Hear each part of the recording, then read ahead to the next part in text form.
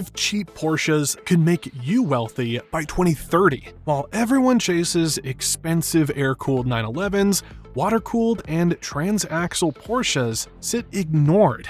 $100,000 spread across these 5 cars becomes $200,000 in 5 years. That's better returns than stocks, and you own actual Porsches while waiting. The data is crystal clear. Hagerty Price Guide shows these models have been climbing every single year since 2018. Classic.com auction records prove that buyers are finally waking up to what these cars really are. The same pattern that made early air-cooled 911 buyers rich is happening again, right now with these 5 models. But the window's closing fast. Here's what makes this different from every other car investment video you've seen. These aren't just guesses or my opinions. Every single price prediction comes from real market data, insurance quotes, and auction results. We're talking about cars with proven engineering, limited production numbers, and growing collector interest. The kind of cars that double in value while you're actually driving them. The first car is so undervalued, it's almost criminal. The 1997 to 2004 Porsche 986 Boxster, specifically the Boxster S. Right now, you can buy a clean example for around $18,000. By 2030, that same car will be worth $35,000. That's a 94% return on your investment. Everyone keeps sleeping on this car because of the IMS bearing stories. But here's what they don't get. Get one with the IMS bearing already fixed, or budget $2,000 to replace it yourself. And you've got a bulletproof mid-engine Porsche for Honda Civic money.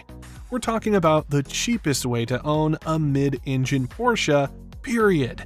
The same layout that makes modern Caymans cost $80,000.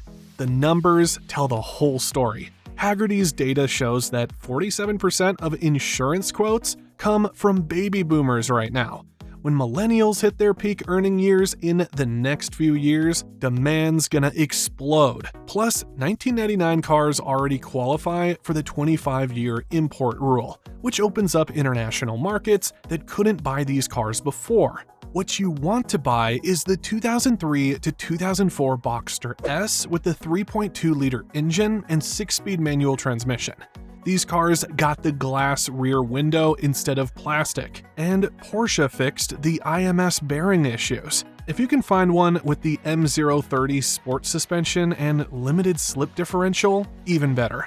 You're looking at 250 horsepower of pure driving joy. That will make you money while you own it. The second car is the redemption story of the decade, the 1998 to 2004 Porsche 996 Carrera, specifically the Carrera 2 Coupe with manual transmission.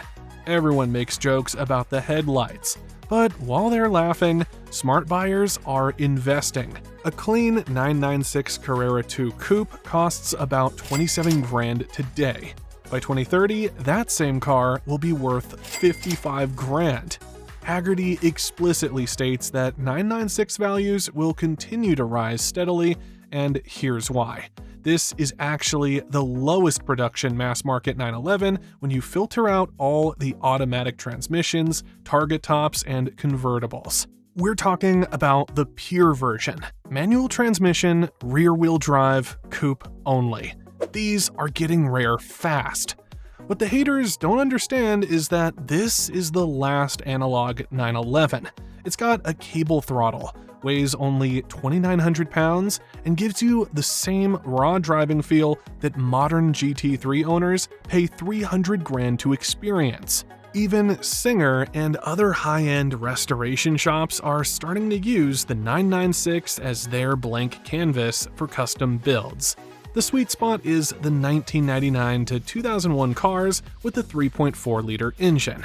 These are lighter and rarer than the later 3.6-liter cars. Plus, they've got more character. Color matters too. Arctic Silver, Guards Red, and Speed Yellow get twice as many clicks in online auctions compared to other colors. Smart buyers know what to look for. Get the IMS bearing done. Check the rear main seal and make sure the coolant tank isn't cracked. A do-it-yourself owner can maintain one of these for about $1,500 per year. That's Toyota Prius money for a car that can do 180 miles per hour. The third car is pure 1980s performance. The 1985 to 1991 Porsche 944 Turbo, and the appreciation has been incredible. Hagerty's data shows these cars are up 54% since 2019. Perfect examples are selling for $54,000, but clean drivers are still available in the mid-20s. This is where the real money's hiding. A $25,000 investment today becomes $45,000 by 2030. That's an 80% return. The reason's simple. Only 25,245 were built worldwide, and many have been crashed, modified, or turned into race cars. Good examples are disappearing fast, but this isn't just about collecting. The 944 Turbo is an incredible driving experience. The period-correct K26 Turbo gives you that classic 80s turbo kick. Plus, the car has perfect 50-50 weight distribution. It even shares the big red brakes with the 911 Turbo. But track day costs are half what you'd pay for a 930 Turbo. The cultural timing's perfect too. Generation X and Millennials now represent 54% of 944 Turbo ownership. These are the people entering their peak earning years, who grew up with these cars on their bedroom walls. Events like Radwood and Youngtimer auctions are putting 1980s Porsches in the spotlight like never before. What you need to avoid is timing belt neglect. These engines are interference motors, so if the timing belt breaks, you're looking at a complete engine rebuild. Budget $1,200 every 30,000 miles for timing belt service, and make sure you get complete service records. Find a good one though, and you could be looking at $90,000 by 2030. The fourth car is the sleeper that's about to wake up. The 1987 to 1991 Porsche 928 S4, and the market spread is telling a story. Classic.com shows sales from as low as $5,928 all the way up to $112,000. The average is $31,000, but that huge range means opportunity. Here's the investment thesis. The 928 was Porsche's flagship car. 5.0-liter, 32-valve V8 engine, 170 miles per hour top speed. This was their grand touring masterpiece. But everyone got obsessed with 911s while these cars depreciated into nothing. Now, as modern GT cars get bigger and heavier, collectors are rediscovering what made the 928 special. The manual transmission cars are absolute unicorns. There's roughly one manual 928 for every 20 automatics. If you find a clean manual S4 for $35,000 today, it could be worth $75,000 by 2030. The really special examples might hit six figures. The risk has always been the complex electronics. These cars scared owners away because of expensive repairs, and many became parts donors. But that's creating survivor bias. Good cars are getting scarce, and the specialist support has gotten much better. You can now get 3D printed parts for broken pieces and modern electronic upgrades that make these cars reliable. What you need to check are the engine mounts, torque tube bearings, and timing belt history. The dashboard and climate control can be expensive to fix, but they're also your negotiation points. Get these systems sorted out and you're sitting on a future classic. The fifth car's gonna be controversial, but the data doesn't lie. The 2003 to 2006 Porsche Cayenne, specifically the first generation. Yeah, the SUV that everyone said killed Porsche's soul is about to make early buyers rich.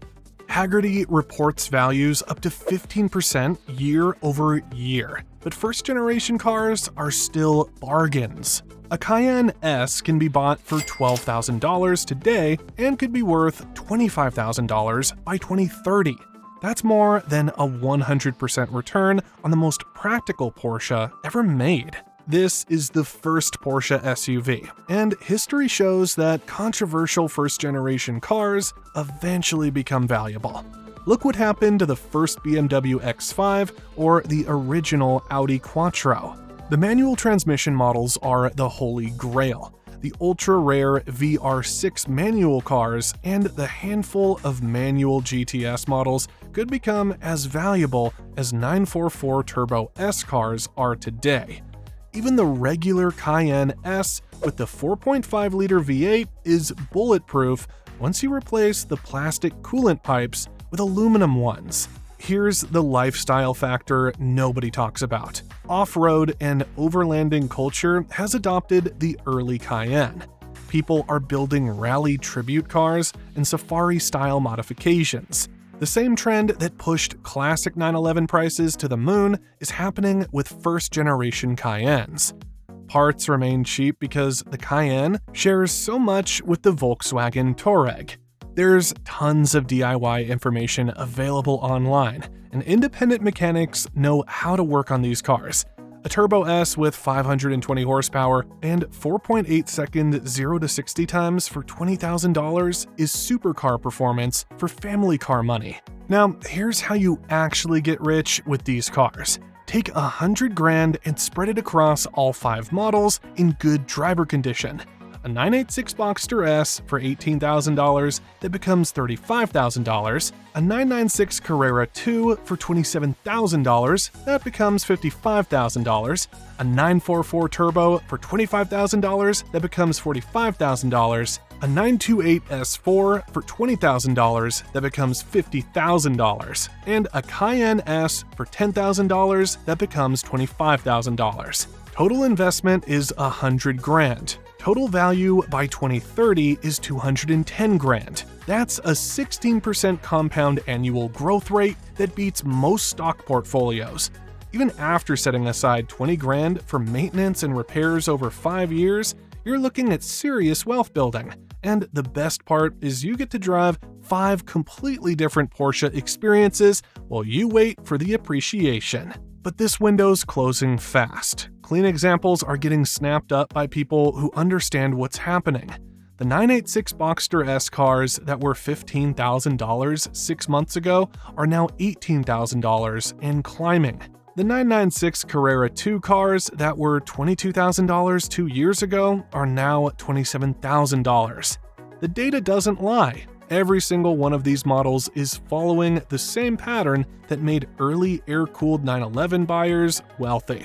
First, they're ignored. Then, they're ridiculed. Then, they're accepted. Then, they're expensive. We're right at the transition from ridiculed to accepted. And that's where the money's made. By 2030, when everything new is electric and drives itself, these analog Porsches will be the antidote that collectors and enthusiasts are desperate for. The question isn't whether they'll appreciate in value, the question is whether you'll act before everyone else catches on. Cars aren't guaranteed investments. Maintenance costs are real, liquidity is limited, and past performance doesn't guarantee future results. But if you're gonna own cars anyway, why not own ones that could build serious wealth while you enjoy them? Which of these 5 models do you think has the best potential? Are you brave enough to bet on the Cayenne, or are you playing it safe with the 996? The smart money's moving right now, and the last great Porsche investment opportunity might be disappearing faster than you think.